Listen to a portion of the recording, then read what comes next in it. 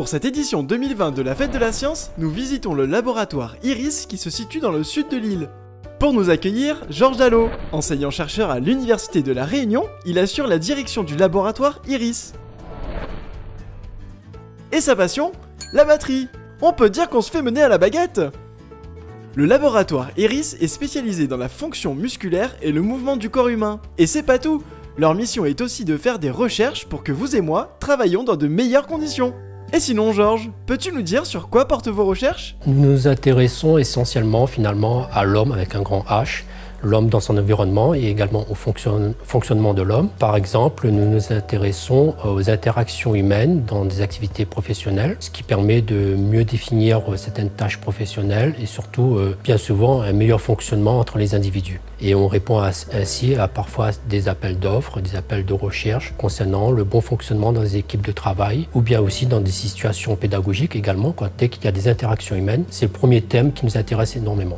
Génial! C'est un peu ce que vous faites avec les vigiorequins. Donc nos chercheurs se sont intéressés justement à cette activité professionnelle, les interactions entre les professionnels et leur environnement. Et donc là, nous apportons également un savoir-faire, un savoir technique dans ce domaine-là. Virginie Cordier, enseignante-chercheuse au laboratoire IRIS, nous raconte ce travail qui a quand même duré 1 an et demi.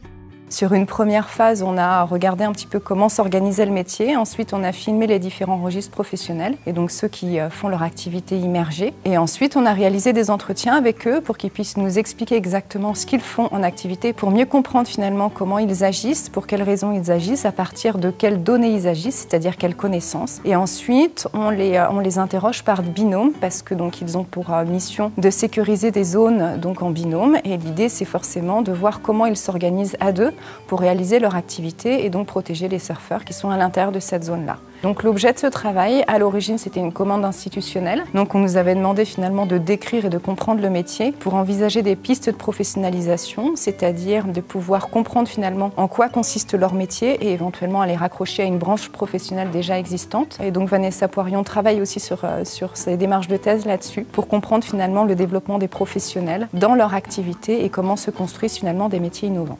Au laboratoire IRIS, ils étudient comment le corps réagit à l'effort.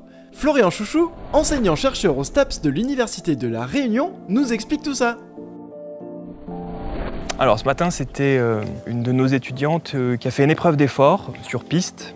Et donc pendant cette épreuve d'effort qui nous permet de mesurer la quantité d'énergie qu'elle est capable de libérer sur ce type d'épreuve, on a mesuré donc les échanges gazeux grâce à un système qu'on appelle le K5 et puis on a mesuré également des paramètres électrophysiologiques qui nous permettent d'étudier le cortex, le cerveau, et puis on avait également des mesures ECG qui nous permettent de mesurer l'activité cardiaque. Mais quel est le but de ce travail ? C'est de voir comment le système nerveux central s'organise et organise les grandes fonctions physiologiques, comme le système cardiovasculaire par exemple, mais également le contrôle du muscle.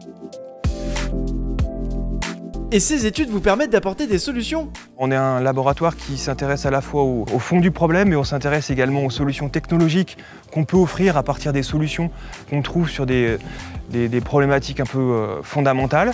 Et en l'occurrence ici, on développe des applications par exemple qui permettent des exercices ventilatoires, des choses de ce type. D'ailleurs, les machines que vous utilisez, elles servent à quoi ? Alors ce matin, on a utilisé 2 systèmes. Un système électrophysiologique qui permet de mesurer, donc, comme je disais, l'activité EEG, l'activité corticale, et puis l'ECG. C'est des électrodes en fait, qu'on place sur la peau des gens. Et c'est suffisant pour nous pour avoir une idée du fonctionnement du système nerveux. Et puis on a utilisé en même temps ce qu'on appelle un K5, qui est un système ambulatoire qui nous permet de faire des mesures. Donc ça nous permet d'avoir une idée de la consommation en oxygène, mais également du CO2 qu'on recrache. Au fait, en me baladant dans les couloirs, j'ai vu quelqu'un qui faisait de la boxe. Ça fait aussi partie de vos recherches ? Concernant la boxe, nous nous intéressons aux synergies musculaires, c'est-à-dire comment un ensemble de muscles sont activés entre eux pour réaliser une tâche. Et ce qui nous intéresse particulièrement, c'est est-ce que nous pouvons extraire certains patrons types dans cette tâche-là. Et cela nous permet d'avoir, disons, des explications sur la commande motrice, sur comment sont régulés des mouvements. Et ça peut avoir des applications à la fois sportives comme dans un mouvement de boxe, mais également dans des situations d'apprentissage, comment donner des informations pour mieux apprendre certains gestes, et également des situations, dans des contextes de santé, ce qui nous intéresse énormément, c'est-à-dire comment les synergies musculaires ou la coopération musculaire est modifiée par la pathologie.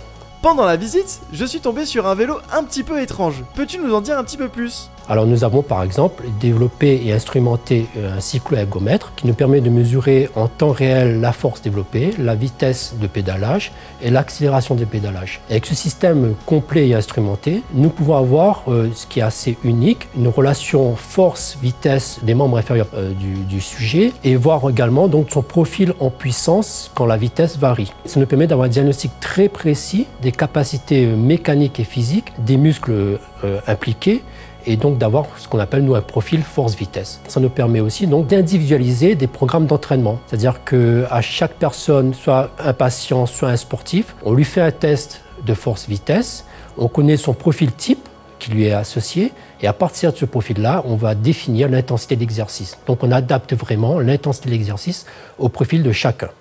On sent beaucoup de passion en vous écoutant. Au final, le but de vos travaux, c'est de comprendre l'origine des problèmes pour être sûr d'apporter une solution adaptée. Comme je vous ai donné quelques exemples pour étudier la dépense énergétique chez les diabètes. Avec notre cyclo-ergomètre, nous avons fait des études pour voir quel programme d'entraînement permettait de réduire le surpoids ou l'obésité. Nous avons une étude qui a été menée sur la variabilité de la fréquence cardiaque pour accompagner les personnes atteintes de cancer lors de leur prise en charge.